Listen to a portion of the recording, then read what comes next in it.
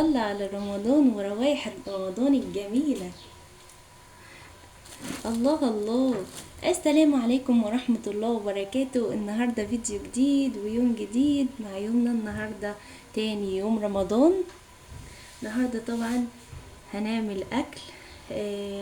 طبعا انا عندي اكل من امبارح فهكمل عليه. سلقت البطاية بتاعتنا اهو، البط اللي انا طبعا مربياه، اللي كنت مربيه في البيت.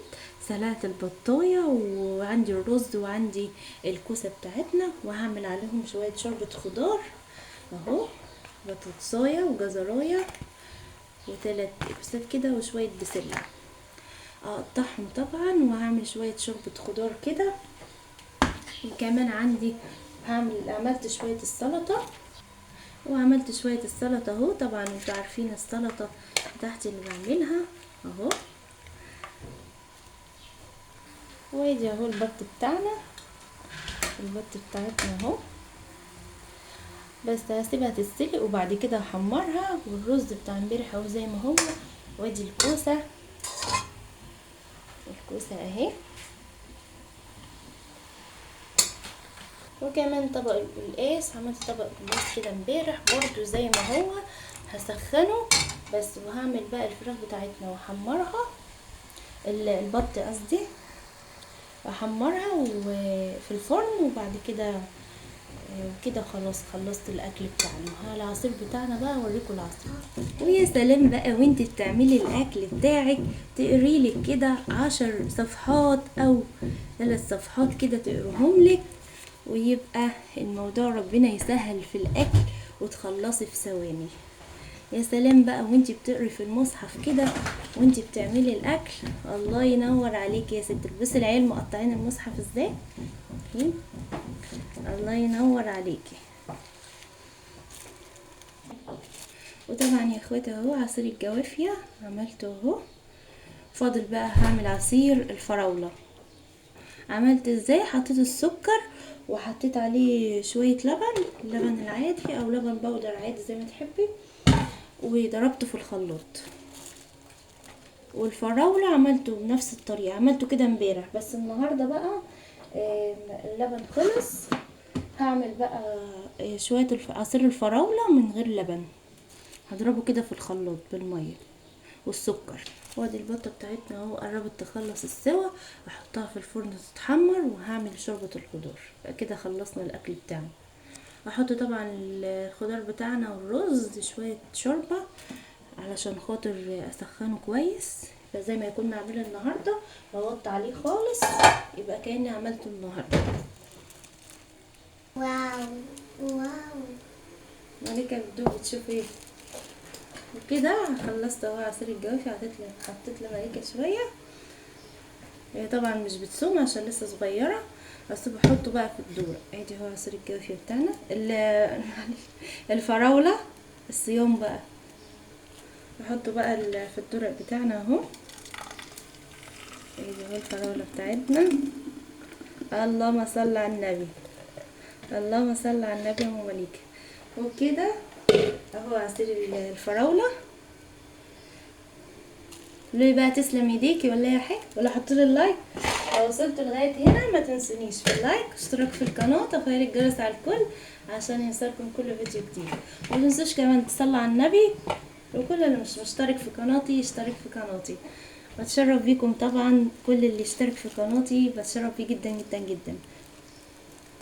وطبعا انا بخليها تصوم لغاية الظهر كده عشان تتعود على الصيام. لما تكبر ان شاء الله كده تكمل 7 سنين 6 سنين هخليها تصوم. قطعت الخضار بتاعنا اهو زي ما انتوا شايفين، واحط عليهم الشوربة وهسيبها تستوي. شوربة خضار بشوربة البط. جربوها وقولوا لي ايه رأيكم.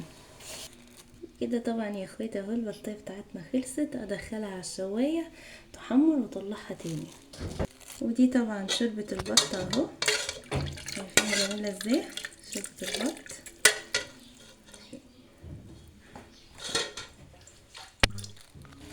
وبس حطيت شوربه الخضار اهو هناك، وحطيت عليها حته لحمه صغيره كده كانت عندي لحمه بلدي، وسبتها بقى تستوي. لما تستوي انزلها.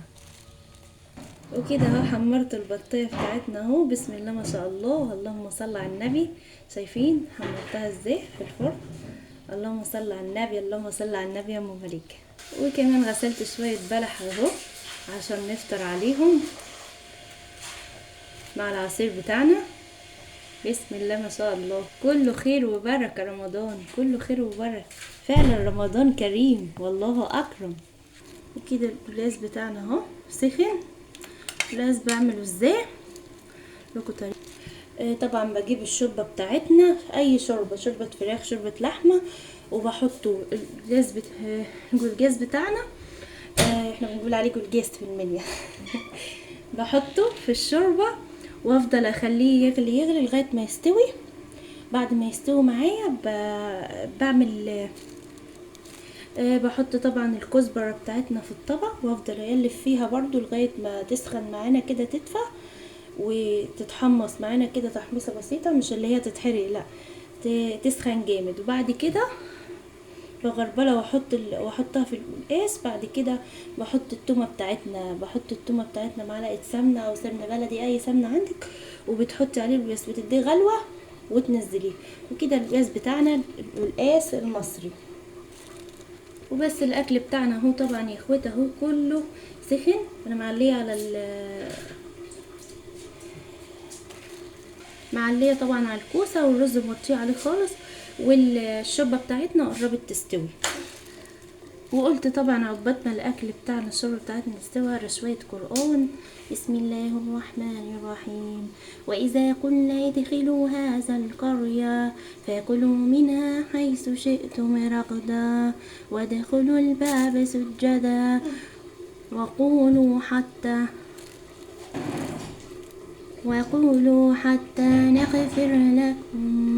نغفر لكم خطاياكم وسنزيد المحسنين.